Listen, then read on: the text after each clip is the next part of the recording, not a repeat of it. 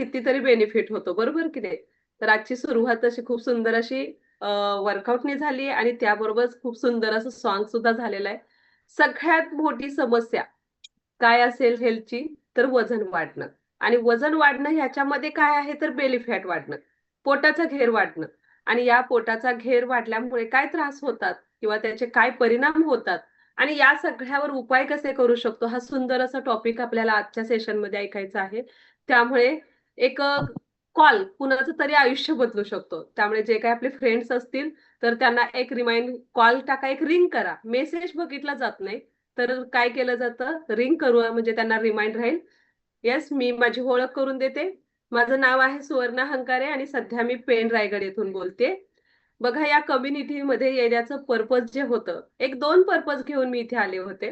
पहिला पर्पज होता वाढलेलं बेली फॅट आणि दुसरा पर्पज होता वाढलेली शुगर. आता शुगर म्हटलं की सगळ्यांना माहीत आहे की आयुष्यभर पथ्यपाणी करावे लागतील, मेडिसिन घ्यावी लागतील आणि रिपोर्ट चेक करणं, प्रत्येक महिन्याला रिपोर्ट चेक करणं हे एक रुटीन होऊन गेलेलं असतं. आणि कोरोनाच्या जस्ट 1-2 वर्ष आधीच मला शुगर डिटेक्ट झाली होती. बाय प्रोफेशन टीचर आहे.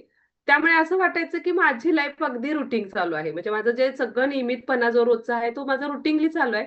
त्यामुळे मला कधी काही त्रास होऊ शकणार नाही असं वाटत होतं. पण जेव्हा डायबिटीज झालं किंवा शुगर डिटेक्ट झाली, तेव्हा मी जास्त सीरियस झाले. कारण बघा कोरोनाच्या पॅन्डेमिकमध्ये आपल्याकडे फक्त न्यूज ऐकण्याचं काम होतं आणि न्यूजमध्ये सतत काय सांगितलं जायचं, की शुगर पेशंटला कोरोनाचा धोका जास्त आहे आणि अनलॉक झाल्यानंतर फील्डवरती म्हणजे बाहेर स्कूलवरती किंवा जॉबवरती जायला सुरुवात झालेली होती आणि त्यामुळे मी जास्त सीरियस झाले. मग सीरियस झाल्यानंतर मी काय केलं, तर माझी ॲलोपॅथीची ट्रीटमेंट सुरू झाली आणि 500 एमजीच्या 2 टाईम टॅबलेट सुरू झाल्या. बघा मेडिसिन घेणं, महिना झाला की रुटीनली चेकअप करणं आणि पथ्यपाणी करणं हे माझं लाईफ सुरू झालं. म्हणजे बघा आपले जेव्हा खाण्यापिण्याचे दिवस येतात आणि तेव्हा मात्र अशी पथ्यपाणी जर आयुष्याला लागली, तर खूप मानसिक त्रास किंवा टेन्शन येत असतं बघा. हे सगळं मी अनुभवत होते आणि त्यासोबत मी म्हटलं, की बेली फॅट माझा सुद्धा पोटाचा घेर एवढा होता, की म्हणजे 21-22 वर्षाचा माझा मुलगा असताना सुद्धा काही लोकं विचारायचे, की "मॅडम प्रेग्नंट आहेत का?" म्हणजे आज सांगायला म्हणजे त्यावेळेस ते खूप अनकम्फर्टेबल किंवा ऑकवर्ड वाटायचं. पण आज म्हणजे मी सांगू शकते कारण की ह्या सगळ्यावरती मी खूप अमेझिंग असा रिझल्ट घेतलेला आहे. ज्यांना बेली फॅट आहे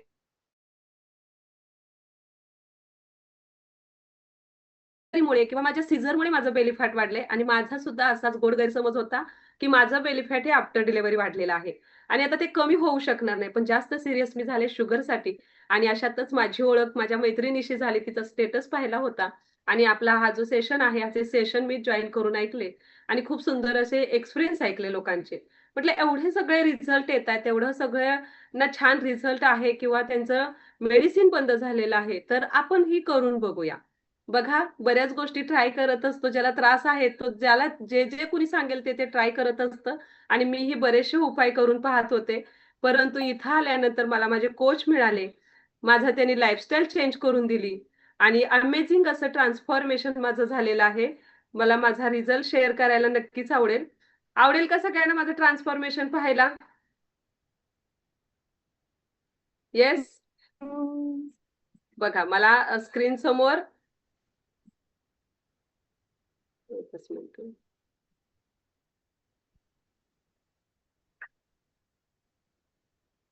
हां.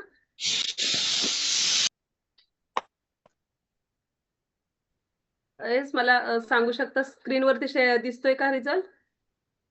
Yes ma'am. दिसतोय.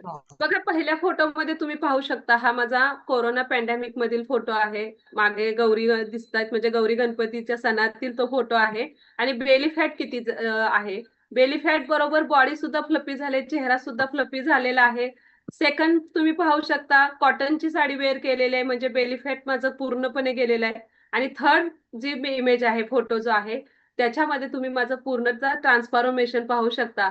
एक काय म्हणू एक टिपिकल एक वुमन आणि त्याच्यामधून पुन्हा ट्रान्सफर झालेले एक बिझनेस वुमन अटायर मध्ये तुम्हाला दिसते.